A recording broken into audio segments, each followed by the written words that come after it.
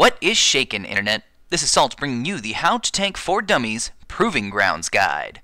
This will be a quick synopsis of the Proving Grounds Silver Challenge, which is required to be completed before you can queue for heroic dungeons, and this guide will also give an overview of the Gold Challenge as well.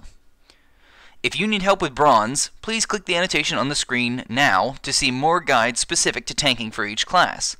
With a basic knowledge of tanking, you should be able to clear Bronze all by yourself. Now you'll have to clear 8 waves to pass the Proving Grounds in Silver. They will progressively get harder. The first is pretty nice and easy, with only 2 mobs that spawn to the right when looking at the door.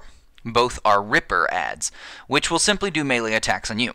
The small one should be focused first to get rid of their attack, and then the large one should go next. Wave 2 will test your AoE skills. You'll have to kill 6 rats, 3 large and 3 small. AoE should be used here if at all possible. The small one should die quite quickly and to get rid of them fast. This will be kind of a common theme throughout the rest of the challenge.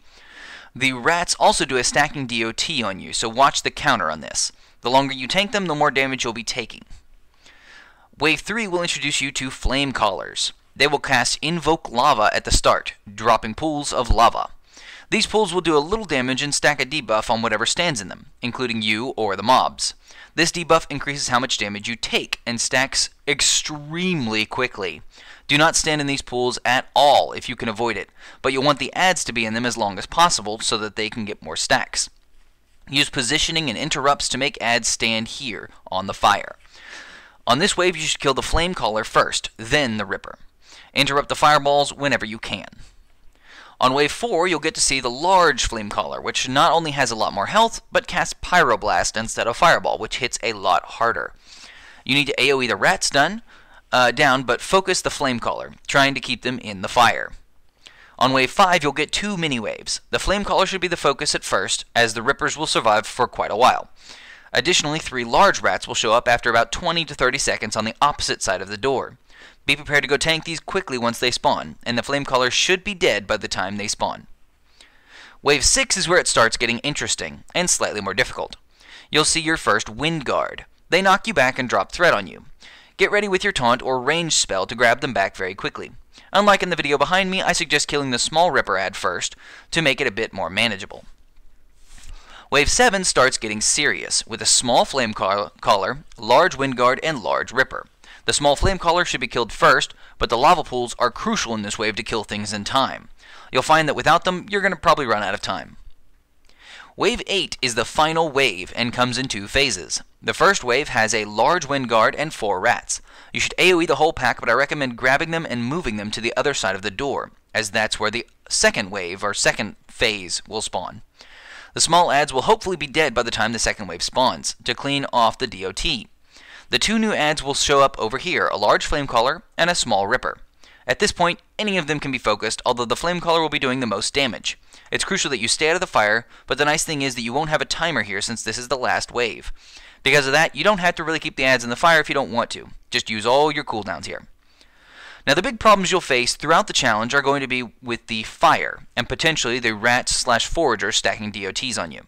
The Pyroblast from large Flame Callers hurt a lot, which is why Flame Callers should almost always be the focus target. Use everything you can as far as stun and CC goes to stop them from casting. And that's all there is to Silver Challenge Mode. I'd recommend waiting until you have about the eye level for Heroics, meaning somewhere around 610 to 615 eye level to make this easier. It can be completed sooner, but better items will go a long way. Now Gold Challenge presents some new issues. The Wind Guards will start appearing early, as in Wave 1, although there will be small ones as well. Now the next new ad you'll see are the Ambushers, starting in Wave 3. These guys do a lot of AoE damage and must be tanked away from the healer. They also spawn at random intervals, it seems, so they don't spawn with a whole bunch of other waves. They almost always spawn one at a time. Now the final new adds are the Conquerors, which will show up in Wave 5. They do moderate damage, but also a giant cone attack. These cones will stun you briefly, so you should really not stand in them. Additionally, they will enrage themselves. If you can clear this, go for it, but it's unlikely you'll be able to with your moves. They will hit extremely hard after they enrage, so it's possible you'll want to kite them.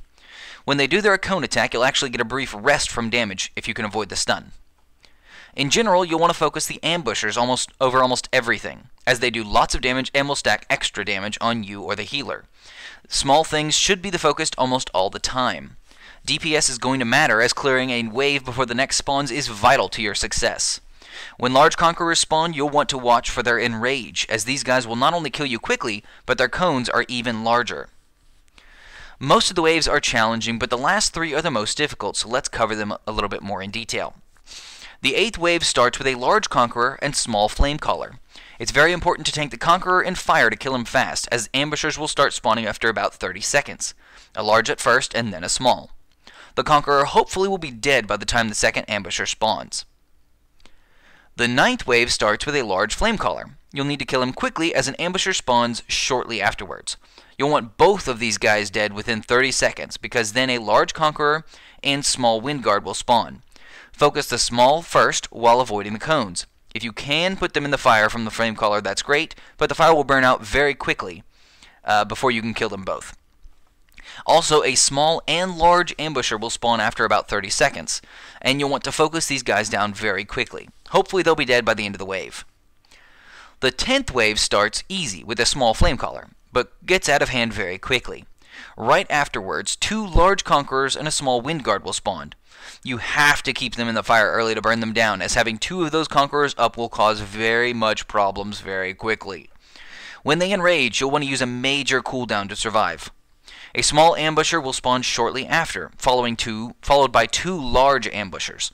The large Conquerors will probably still be up here, both of them, so you'll need to keep kiting them.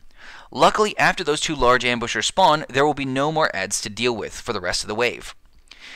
Now, CCing or kiting the large Conquerors in the last wave is pretty much crucial to surviving anything. Get as much damage as you can early while keeping them in the fire, but they're really hard to manage. You'll likely be dealing with both of them throughout a majority of the wave. You'll want to see a lot of Rippers. You won't see a lot of Rippers past the early waves, but they're the least of your concern. The Windguard should almost never be focused, as they don't really do that much damage, and their knockback can actually help you kite things, especially if you're fighting the big Conquerors, because they'll knock you out of the cone. The ambushers die pretty quickly and should almost always be the focus target because they're easy to kill, with Flamecallers possibly being slightly higher priority depending on what you can do. The Conquerors are the hardest to tank, but due to their giant health pool, should normally be left for almost last all the time. The only time I'd ever say this isn't the case is the last wave, where there are 2 large Conquerors. The wave is much more manageable if one of them dies, so I would suggest focusing one down as quickly as you can, and once he's dead, then you can start doing the prioritization on the other targets. Now, for reference, I beat the Silver and Bronze Challenge mode at eye level 601, thereabouts, like right over 600. And I really recommend around 610 for most tanks. Now, I beat Gold at eye level 625 and recommend full Heroics at 630 or higher. Still, they can be done at lower eye levels by better tanks than me, and higher eye levels once gearing is even easier. I hope this helped new tanks beat the Proving Grounds. The Silver Challenge is completely manageable, while the Gold is much more challenging. Hopefully you've enjoyed this Proving Grounds guide for dummies. Please like, favorite, share, subscribe, all that jazz, and, as always, you keep it salty, Internet.